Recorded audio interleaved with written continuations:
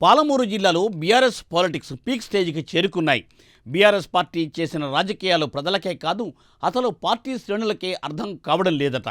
ఎన్నికల ముందు పార్టీ కార్యక్రమాలు అంటే ఎంతో హడావిడిగా ఉండే పార్టీ కార్యాలయం ఇప్పుడు నాయకులు లేక వెలవెలబోతోందట.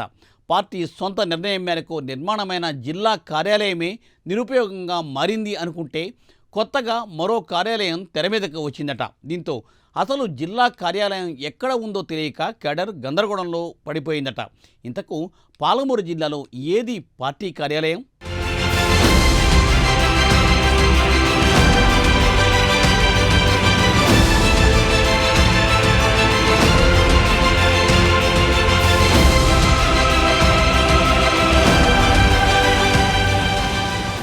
పాలమూరు జిల్లాలో బీఆర్ఎస్ పార్టీకి ఒక పార్టీ కార్యాలయం సరిపోలేదట.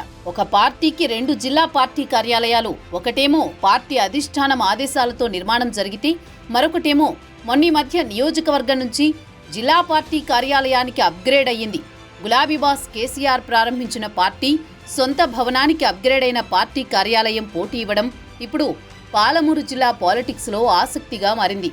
పార్టీ జిల్లా అధ్యక్షుడితో పాటు మాజీ ఎమ్మెల్యేలు ఎవరూ పెద్దగా యాక్టివ్గా లేరని క్యాడర్లో చర్చ కూడా నడుస్తోందని టాక్ వినిపిస్తోంది.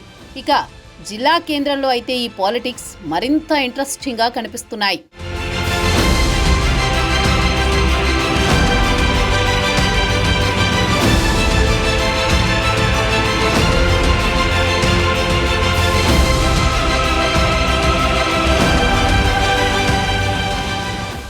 మహబూబ్ నగర్ అసెంబ్లీ నియోజకవర్గంలోని పార్టీ కార్యాలయం ఎన్నికల తర్వాత ప్రమోషన్ పొంది, అందుకేనేమో ఇప్పుడు ఏకంగా జిల్లా పార్టీ కార్యాలయం అని స్టిక్కర్ మార్చేసుకుంది.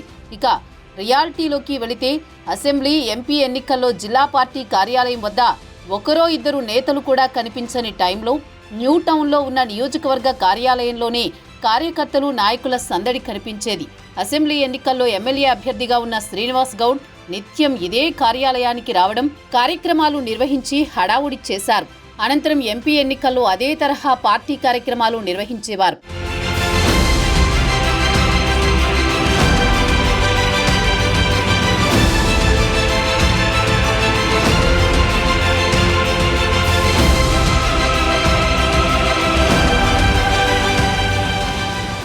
ఇప్పటి వరకు అంతా బాగానే ఉన్నా అకస్మాత్తుగా నియోజకవర్గ పార్టీ కార్యాలయానికి జిల్లా పార్టీ కార్యాలయంగా పేరు మార్చడం గులాబీ క్యాడర్లో చర్చనీయాంశమైంది. జిల్లా కేంద్రంలో పెద్ద ఎత్తున సొంత భవనంలో జిల్లా పార్టీ కార్యాలయం నిర్మాణం కంప్లీట్ చేసి ఆ భవనాన్ని స్వయంగా కారు పార్టీ అధినేత కేసీఆరే ప్రారంభించారు. అలాంటి జిల్లా కార్యాలయానికి నియోజకవర్గ ఆఫీస్ ఇప్పుడు పోటీగా మారింది. ఇదంతా ఎందుకు జరిగిందో, ఏం జరుగుతుందో ఎవరికీ అర్థం కావడం లేదు. పార్టీలో ఆధిపత్య పోరులో భాగంగానే ఇది జరిగిందా అన్న అనుమానాలు కార్యకర్తల్లో నెలకొంది.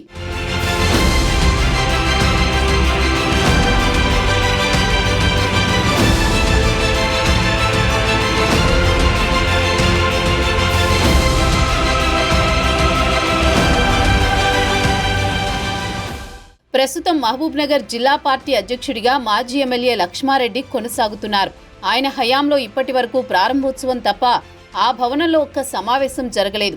అసెంబ్లీ, ఎంపీ ఎన్నికలు జరుగుతున్న సందర్భంలోనూ ఎలాంటి సందడి లేకుండా బోసిపోయింది. జిల్లా పరిధిలోని నియోజకవర్గాల్లో ఎమ్మెల్యేలు కేంద్రంగా పార్టీ వ్యవహారాలు కొనసాగాయి. దీంతో పూర్తిగా జిల్లా ఇన్ఛార్జిగా పర్యవేక్షించాల్సిన అవసరం కూడా రాలేదు. పార్టీకి సంబంధించి ఏ పనులైనా నేరుగా అధిష్టానంతో చర్చించుకుని పనులు చేయించుకునేవారట. దీంతో అటు అధ్యక్షుడు, ఇటు పార్టీల కార్యాలయం ఈ 2 అంశాలకు ప్రాధాన్యత లేకుండా పోయింది.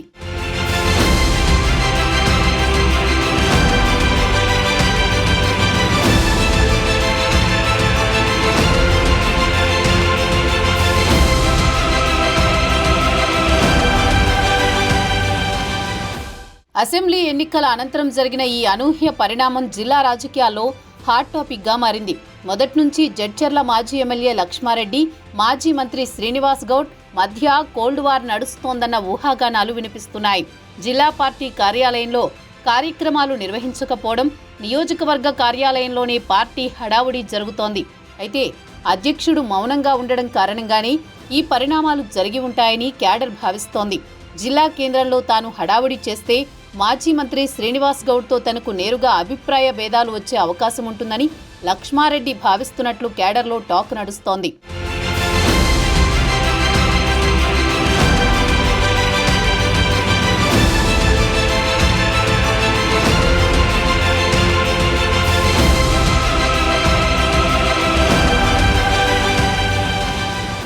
మొత్తానికి ఇద్దరు మాజీ మంత్రుల మధ్య ఆధిపత్య ధోరణిలో భాగంగానే ఇదంతా జరిగిందనే చర్చలు పొలిటికల్ సర్కిల్స్ లో జోరుగా నడుస్తున్నాయి.